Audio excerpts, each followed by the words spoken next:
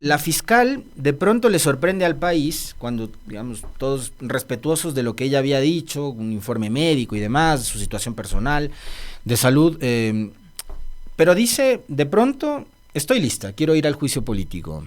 La primera lectura, usted cuando vio el video de la fiscal diciendo estoy lista, quiero ir al juicio político, ¿qué fue lo que primero se le vino a la cabeza? Bienvenida, buenos días. Hola Alexis, buenos días, un saludo a la audiencia, gracias por la invitación.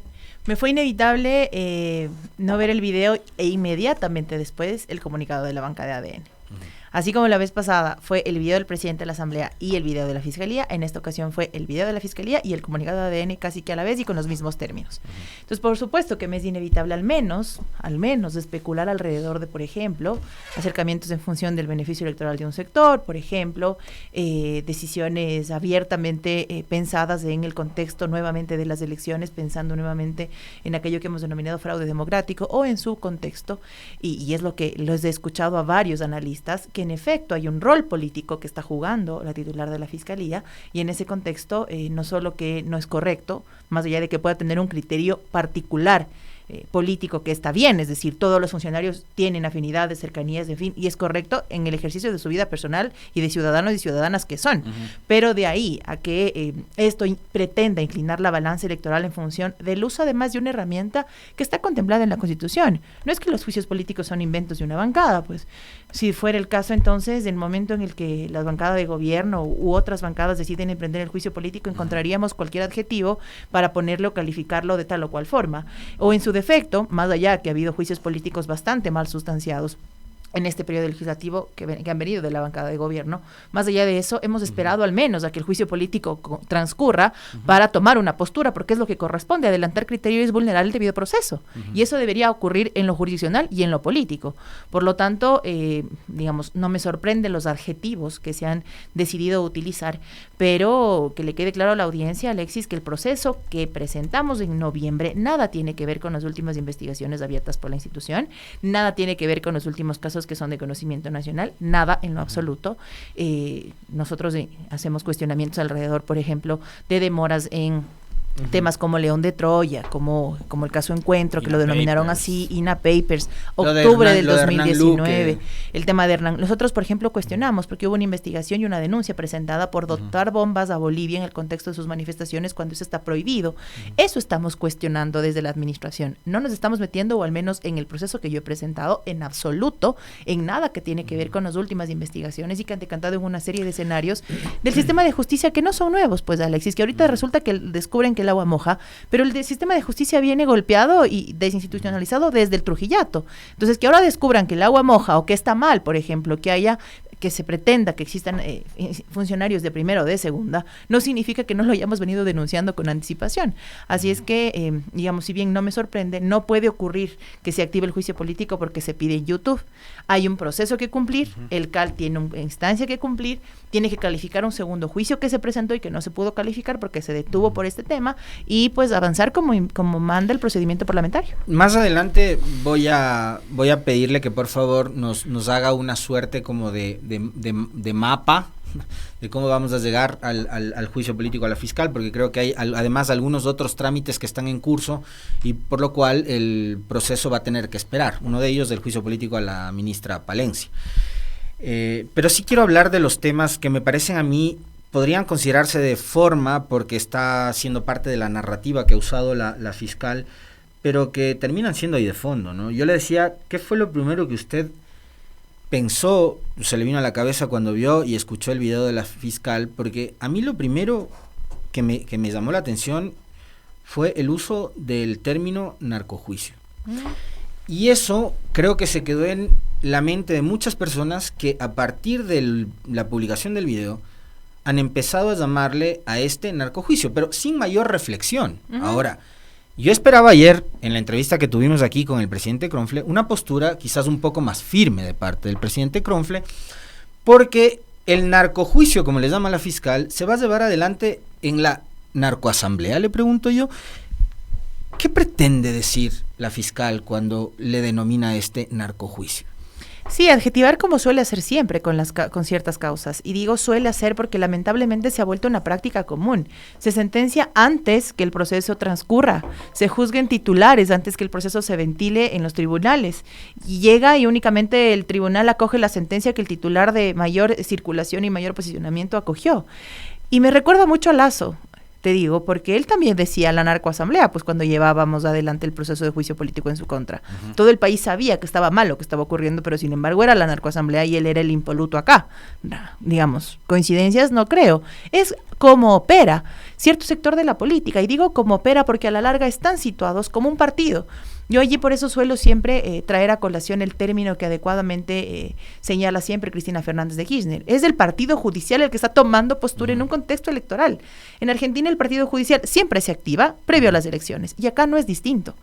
Por eso es que yo me parece que también podría leer de esa forma la cautela, al menos, de sectores como el PSC, que contrario a otras ocasiones, poco ha dicho, ¿no? Ahora, en ese sentido, porque están midiendo también el termómetro electoral, que legítimamente tiene una aspiración con un binomio, es correcto. Pero en este momento es claro que hay, al menos, cercanías con un sector con el que parecían estar distanciados. ¿Con quién? Con el gobierno. Es que... ¿El PSC está en conversaciones? No, me refiero a que la fiscalía... la fiscal. Con el, claro, pero es que usted lo dijo, o sea, fue simultáneo el video y la publicación del comunicado de ADN. Y no es que pero el PSC está midiendo, porque, a ver, a mí me queda clarísimo que la fiscal tiene el apoyo de ADN, de Construye, de un sector de Pachacutic y del Partido Social Cristiano también, porque ayer aquí Cronfle lo que dijo sí fue muy claro. No cuestionó el uso de los adjetivos por parte de la fiscal, pero sí dijo que el PSC no va a apoyar el juicio. La pregunta aquí es, ¿a quién va a beneficiar electoralmente esto? Porque a la final son varios candidatos y candidatas de ese sector, me refiero a la derecha, me refiero al sector que ha venido gobernando los últimos años en el país. ¿Quién va a pretender capitalizar esto? Van a, en serio, ser legisladores como corresponde, es decir, formar parte, interpelar, preguntar, hacer pedidos de información, contrastar las cosas, incluso estar del otro lado de la orilla es correcto, con argumentos, o simplemente van a decir, no apoyamos y ya, y como hicieron con Lasso en su momento, ni siquiera pisaran la sesión nunca, para saber si en efecto las pruebas eran sólidas o no, si en efecto había un hilo conductual en las cosas que se decían, si en efecto se sostenían las pruebas que se presentaban o no lo van a hacer. Ahora, cuando la fiscal dice, este es un narcojuicio, uno hace la conexión y es, a ver, el narcojuicio, como lo llama ella, es en la asamblea.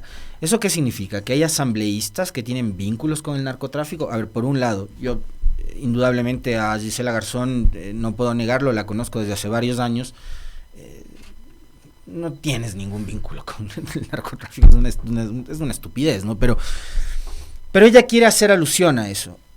Y el asunto es que ella, al ser fiscal, no es que lo está diciendo cualquier persona, pero ella es la fiscal general del Estado. Si está lanzando una acusación tan temeraria como la que hace, digo, ¿no debería venir acompañado esto de alguna prueba, asambleísta? Justo hacia allá iba. Si hay elementos y argumentos para que esto sea así, no es una cuestión únicamente de adjetivar o de calificar o de crear una narrativa.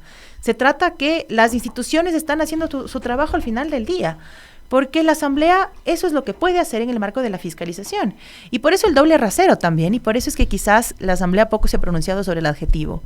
Porque cuando la asambleísta Inés Alarcón presenta una acción de protección para tratar de activar juicios políticos, ahí sí la asamblea o el presidente salta y dice, no se metan en la capacidad de fiscalización, no pretendan que la justicia se mete en la capacidad de fiscalización legislativo.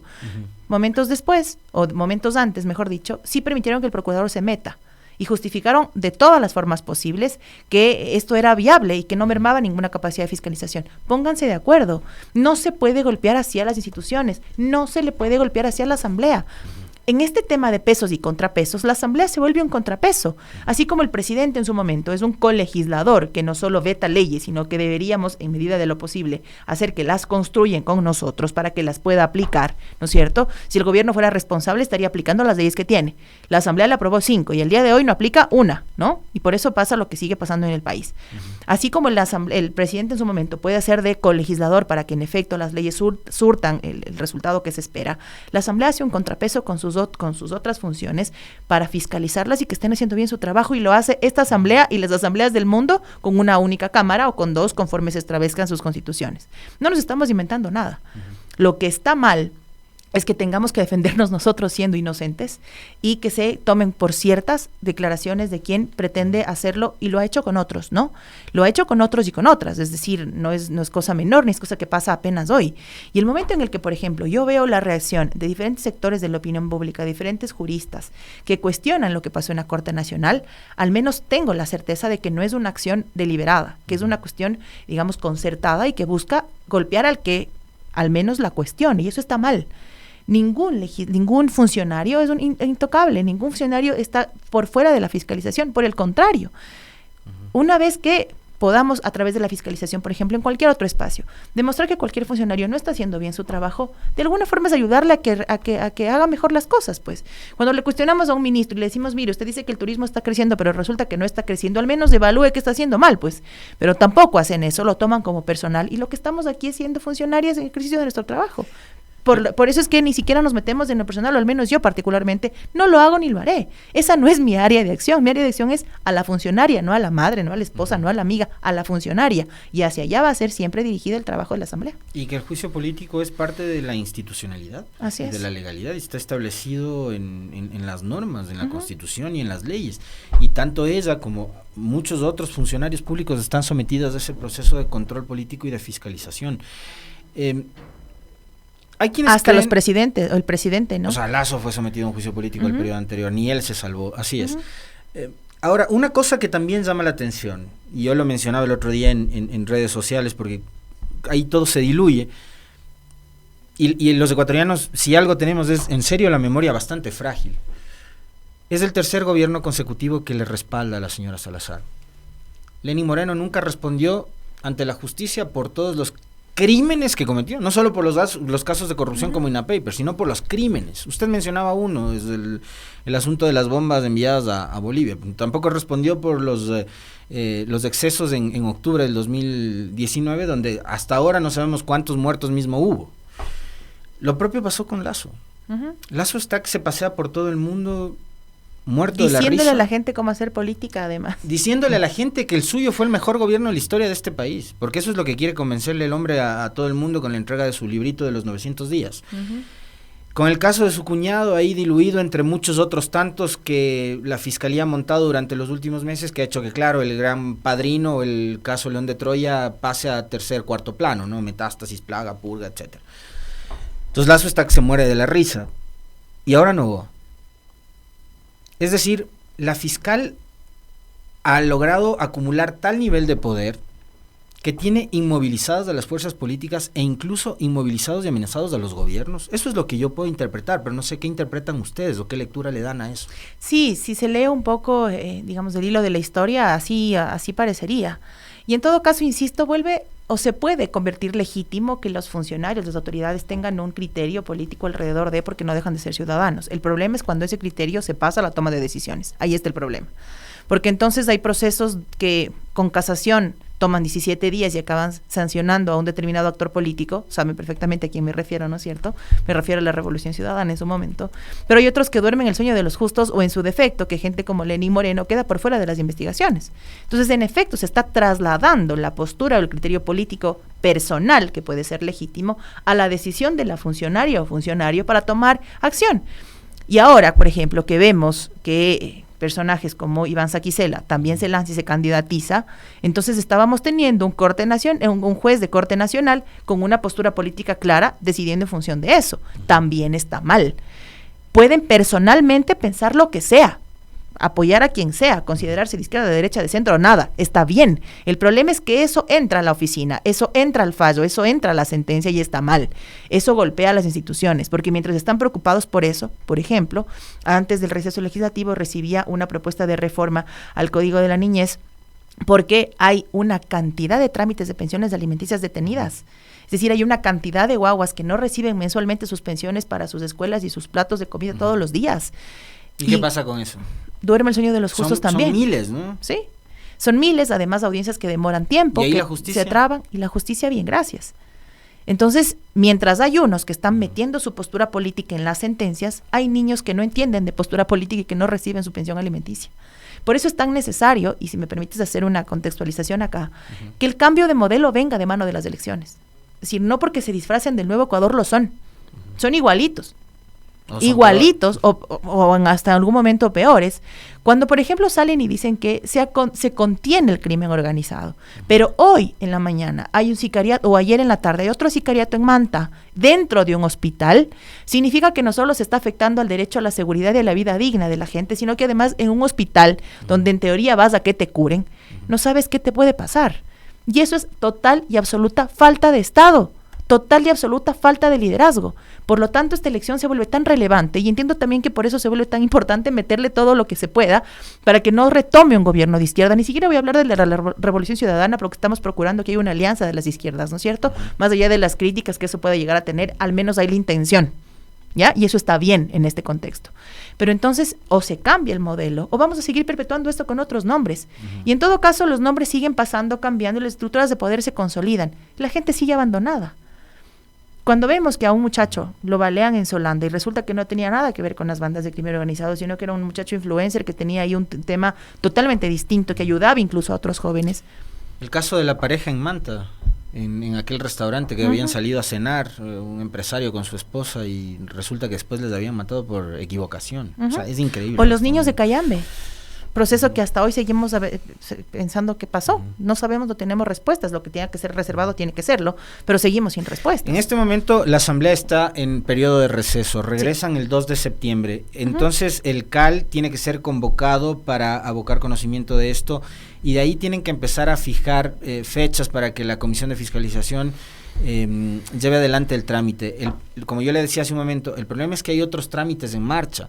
No sé si, por ejemplo, ya entra el caso Olón, pero el de Palencia ya está. Entonces, la Comisión de Fiscalización no puede sustanciar dos juicios políticos al mismo tiempo. ¿Cómo van los temas de ¿Cuál es la hoja de ruta y qué se está dejando de lado? En efecto, los juicios se tratan uno por vez, y una vez que la comisión envíe el informe al Pleno, puede empezar un siguiente proceso de enjuiciamiento político. Eso es claro. Ahora, hay una acción de protección presentada por una legisladora de ADN que busca reactivar 3 juicios políticos anteriores. Y si bien es pésimo, es nefasto, como lo hizo Yori en su momento, que pretendan meterle a la justicia en las decisiones legislativas a través de acciones de protección, supongamos que el fallo es favorable, y tendremos que ver en qué sentido viene ese fallo. Ayer el secretario de la Asamblea lo ha cuestionado, ha dicho que han cambiado de juez hasta que les toque uno que les guste, en fin, una serie de cosas que en la defensa de la institución tendrán que plantearlo como tal.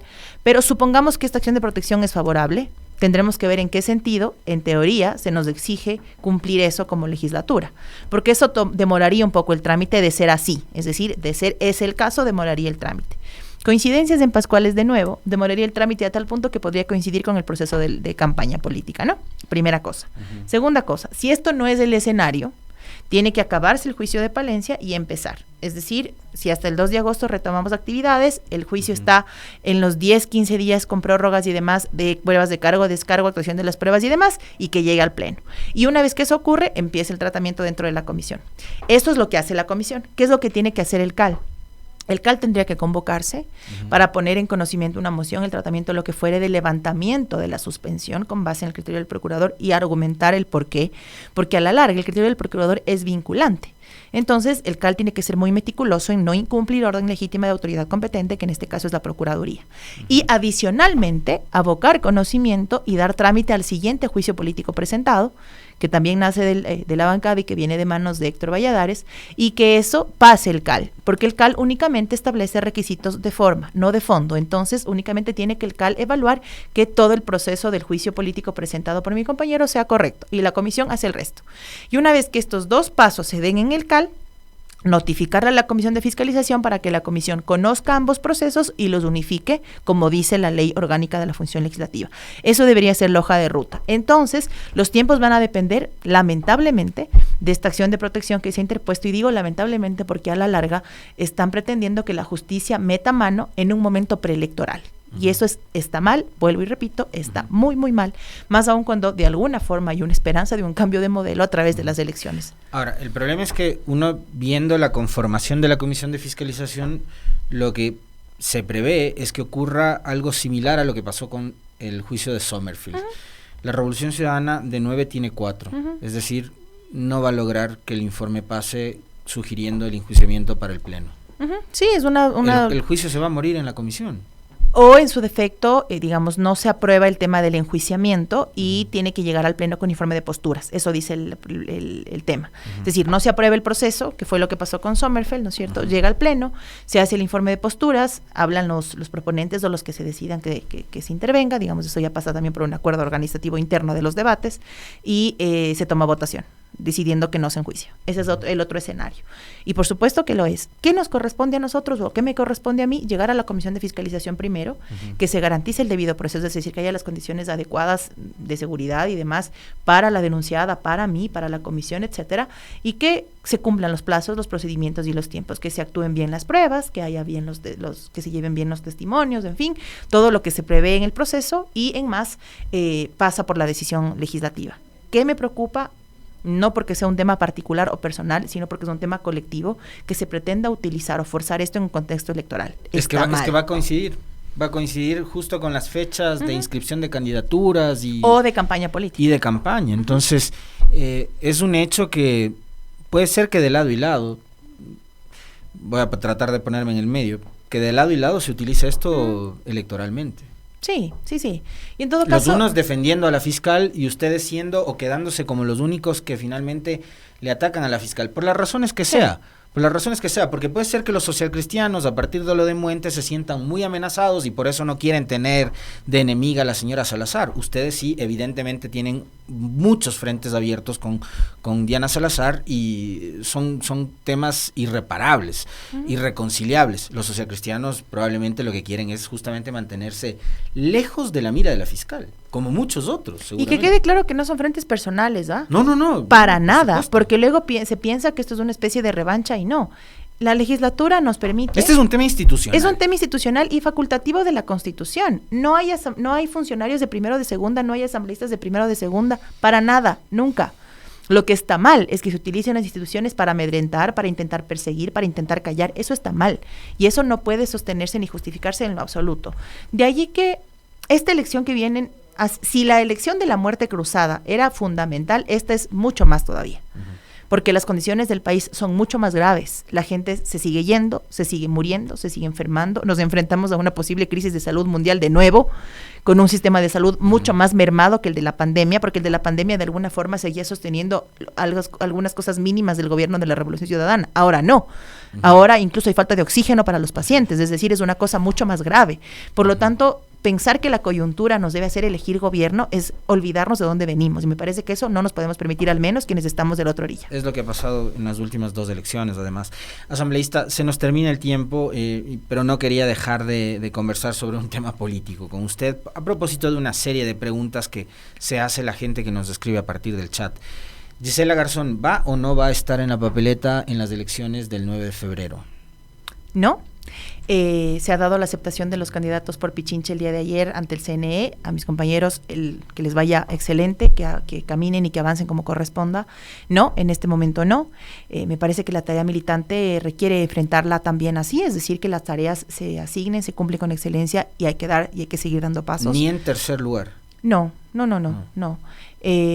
Digamos, ayer se ha dado el primer paso del calendario electoral. Si bien las candidaturas se finiquitan más adelante, me parece que más allá de lo que tengan que hacer cada una de las organizaciones a la interna, es decir, ir aceptando la candidatura, que dicho sea de paso fue una figura que se fraguó para que Rafael Correa no pueda ser candidato, ¿no? Acordaránse cuando se instauró esto de aceptar las candidaturas presencial, personalísimamente, indelegablemente, para que una figura como Rafael Correa no pueda estar en la papeleta hacia el 2021, así fue. Pero más allá de eso, y lo que se está cumpliendo a la interna de las organizaciones con base en el calendario electoral, viene de la mano directamente con la necesidad, al menos de nuestro lado como izquierda, que se configure y se consolide de alguna forma posible esta alianza o este intento de frente de las izquierdas. Y si bien puede llegar a haber impases que han existido, me parece que lo de fondo es que hay un cambio de modelo, y eso tiene que entenderse, o al menos me parece que un sector sí de las izquierdas lo ha entendido así. ¿Usted va a seguir militando en la ARC? Por supuesto, y debo decirlo, digamos, sin sonar presumida, que opciones me han faltado en términos electorales. Pero no sería yo si únicamente pienso en un tema electoral, cuando mi militancia viene de la mano no solo de ahora, ni de los últimos meses, ni de los últimos años. Viene desde que tengo 15 años. Es decir, yo he militado exclusivamente en la Revolución Ciudadana. Yo conozco este espacio de militancia adentro, desde la militancia de la parroquia hasta la posibilidad de ser asambleísta.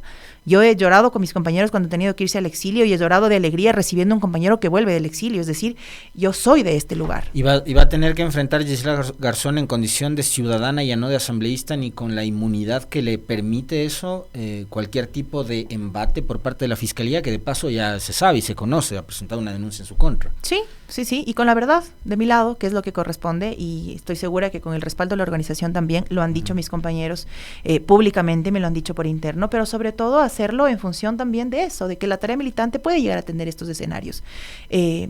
Yo no puedo, digamos, sentirme más o menos afectada cuando tenemos un compañero recluido en la peor de las cárceles de este país, durmiendo con ratas, de la manera más insalubre, con su salud mermada, o cuando hay compañeros que no han vuelto a su país años. Me parece que, digamos, hay que entender también el rol que jugamos en ese sentido. Por eso la tarea militante se vuelve un eje, y por eso esta tarea militante de la Revolución Ciudadana busca y va a sumarse a todas las voces que pide a que la izquierda se junte. Y si al menos no se puede comulgar en todas las cosas, porque no vamos a ser iguales ni en la izquierda, ni en los colectivos de mujeres, ni en los colectivos indígenas, en ningún sector somos todos iguales, al menos que se ponga por el centro la necesidad de un cambio de modelo, porque si no, no vamos a tener país que dejarle a nuestros hijos.